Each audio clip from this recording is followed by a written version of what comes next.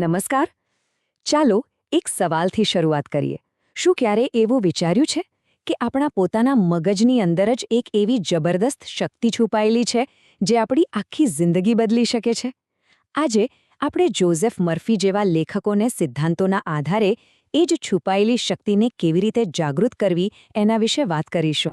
તો ચાલો જોઈએ કે આજે આપણે શું સમજવાના છીએ. આપણે શરૂઆત કરીશું એક સવાલથી કે જીવનમાં આટલી બધી અસમાનતા કેમ છે. પછી આપણે આપણા બે મનની તાકાતને સમજીશું. એ જોઈશું કે કેવી રીતે આપણા વિચારો જ હકીકત બને છે. અને અંતે આપણે શીખીશું કે આપણું ભવિષ્ય કેવી રીતે આપણા જ હાથમાં છે.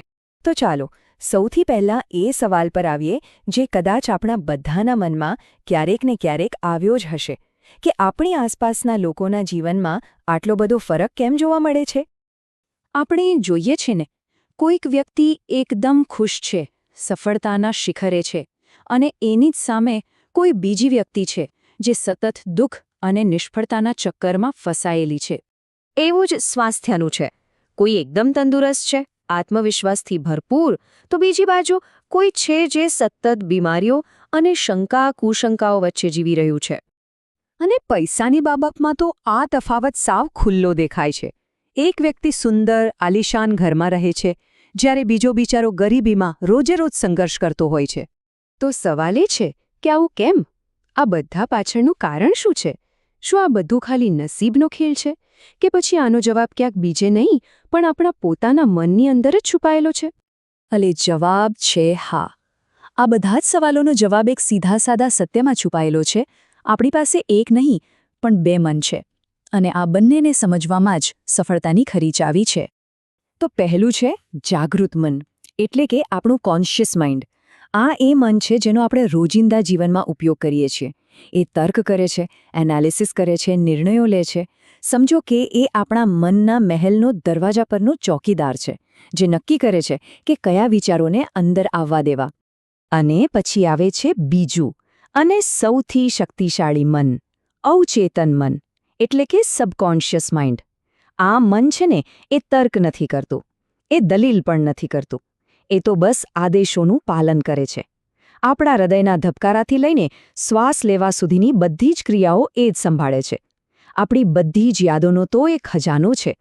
અને સૌથી મોટી વાત, એ 24 કલાક કામ કરે છે, ભલે ને આપણે જાગતા હોઈએ કે સૂતા હોઈએ, એ ક્યારેય નથી અટકતું. હવે જો આ બંને મનની તાકાત જોઈએ ને, તો જમીન આસમાનનો ફરક છે. આપણું જાગૃત મન, એની પાસે તો ખાલી 10% જ પાવર છે. બાકીની 90% શક્તિ એ તો આપણા અવચેતન મન પાસે છે. એટલે જાગૃત મન જહાજનો કેપ્ટન ભલે હોય જે દિશા બતાવે છે, પણ અવચેતન મન તો એ આખું જહાજ છે, એના ખલાસીઓ છે, એનું એન્જિન છે, જે કેપ્ટનના આદેશ પર ચાલે છે. તો પછી આ બંને મન ભેગા મળીને આપણી જિંદગી કેવી રીતે બનાવે છે? ચલો આને સમજવા માટે એક બહુ જ મસ્ત ઉદાહરણ લઈએ.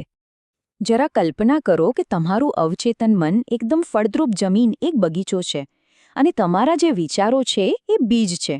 હવે સિમ્પલ છે, તમે ગુલાબનું બીજ વાવશો તો ગુલાબ જ ઉગશે, અને જો કાંટાળા ઝાડનું બીજ વાવશો તો કાંટા જ મળશે. સારા પોઝિટિવ વિચારો વાવશો તો જીવનમાં સારા પરિણામ મળશે, અને નકારાત્મક વિચારો વાવશો તો પરિણામ પણ એવું જ આવશે. આ એકદમ પાક્કો નિયમ છે. મનુષ્ય પોતાના અવચેતન મનમાં જેવો વિચારે છે તેવો જ તે બની જાય છે. જે વિચારોને આપણે વારંવાર વિચારીએ છીએ, જેમાં આપણી લાગણીઓ ભળે છે, એ જ વિચારો ધીરે ધીરે આપણી હકીકત બની જાય છે.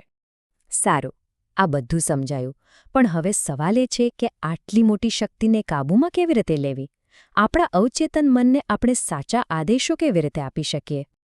તો સૌથી પહેલાં એ સમજી લઈએ કે શું નથી કરવાનું. જો આપણું અવચેતન મન છે ને, એ મજાક નથી સમજતું, એ દરેક વાતને સિરિયસલી લે છે. એટલે જ્યારે આપણે બોલીએ છીએ કે અરે મારી પાસે તો પૈસા જ નથી, અથવા આ કામ તો મારાથી થશે જ નહીં, ત્યારે એ આ શબ્દોને સીધા કમાન્ડ તરીકે લઈ લે છે, અને પછી એવી જ પરિસ્થિતિઓ બનાવે છે જેથી આપણી આ વાત સાચી પડે. તો પછી સાચી રીત કઈ? એના માટે એક બહુ જ પાવરફુલ ટેકનિક છે, અને એ છે સૂવાના બરાબર પહેલાંની થોડી મિનિટો. જ્યારે આપણે અડધી ઊંઘમાં હોઈએ છીએ ત્યારે આપણું જાગૃત મન શાંત થઈ જાય છે અને અવચેતન મનના દરવાજા પૂરેપૂરા ખુલી જાય છે. બસ એ જ સમયે આપણી જે પણ ઈચ્છા છે એ જાણે કે પૂરી થઈ ગઈ હોય એમ એને અનુભવવી, એની ખુશીને ફીલ કરવી, માત્ર વિચારવું નહીં પણ એને જીવવું, અને પછી જુઓ કમાલ. હવે એવું લાગી શકે કે આ બધી તો ખાલી વાતો છે. શું આવું ખરેખર બને છે? ચાલો કેટલાક એવા વાસ્તવિક ઉદાહરણો જોઈએ જ્યાં ફક્ત વિશ્વાસે જ ચમત્કાર કરી બતાવ્યા છે. વિચારો જરા, આજથી લગભગ 200 વર્ષ પહેલાં 1840ના દાયકામાં એક સ્કોટિશ સર્જન એનેસ્થેઝિયા વગર ફક્ત માનસિક સૂચનો આપીને સેંકડો સફળ ઓપરેશન કરતા હતા. એક સ્ત્રી જેને કેન્સર હતું, એણે દરરોજ રાત્રે હું સંપૂર્ણ સ્વસ્થ છું એવું માનીને 1 મહિનામાં જ કેન્સરને હરાવી દીધું. અરે ધર્મગ્રંથોમાં પણ જુઓ, મોટાભાગના ચમત્કારો પાછળ એક જ વસ્તુ હતી, અતૂટ શ્રદ્ધા. તો આ બધાનો મતલબ શું થયો?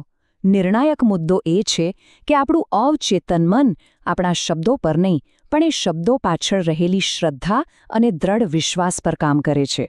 જ્યારે કોઈ વાતને આપણે દિલથી 100% સાચી માની લઈએ છીએ ત્યારે આપણું અવચેતન મન એને હકીકતમાં બદલવા માટે આકાશ પાતાળ એક કરી દે છે. આ બધી વાત પરથી એક બહુ જ મોટો અને શક્તિશાળી નિષ્કર્ષ નીકળે છે. આપણી જિંદગી કોઈ બહારની પરિસ્થિતિઓનું પરિણામ નથી, પણ એ તો આપણા અંદરના વિચારોનું જ એક પ્રતિબિંબ, એક પડછાયો છે. અને આ જ સૌથી અગત્યની વાત છે. જો જીવનમાં કંઈ પણ બદલવું હોય તો બહાર લડવાની જરૂર નથી, અંદર જોવાની જરૂર છે. જેવા આપણા વિચારો બદલાશે, આપણું ભાગ્ય આપોઆપ બદલાઈ જશે. આટલું સિમ્પલ છે. હંમેશા યાદ રાખજો, તમે તમારા આત્માના કેપ્ટન છો અને તમારા નસીબના માલિક. આપણા વિચારો જ એ સુકાન છે જે નક્કી કરે છે કે આપણી જિંદગીનું જહાજ કઈ દિશામાં જશે. તો હવે એક સવાલ પૂછીને આ વાત પૂરી કરીએ. આજે આપણે આપણા મનના આ ફળદ્રુપ બગીચામાં શું બીજ વાવવા જઈ રહ્યા છીએ?